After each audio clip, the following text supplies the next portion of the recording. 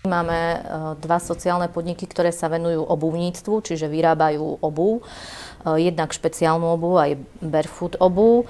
Zamestnávajú znevýhodnených jednak zdravotne, jednak dlhodobo nezamestnaných a fakt zamestnávajú aj mentorov, ktorí sa tým ľuďom venujú a prakticky sa snažia naučiť tých ľudí základným pracovným návykom, keďže častokrát ide o ľudí, ktorí dlhodobo nepracovali, niekedy viac aj ako 10 rokov a potrebujú získať tie pracovné návyky a naučiť sa prakticky, ako možno povedať, chodiť do práce. A ráno vstať a prísť a naučiť sa byť v tej práci a vydržať 8 hodín.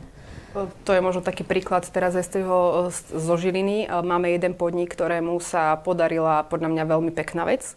To je to, že dokázali vyhľadať v spolupráci s úradom práce osobu, ktorá 18 rokov nepracovala. Tá osoba nemala absolútne žiadny pracovný návyk. A teraz dá sa povedať, že v októbri uplynuli 2 roky, čo sa tam udržala a pracuje tam. Takže aj o tom toto je, že nejde o to, že zamestnám takýchto osôb 10-20 v jednom podniku alebo v kraji, ale naozaj aj ten jeden je veľkým úspechom, že sa vôbec toto podarilo nejakému zamestnávateľovi.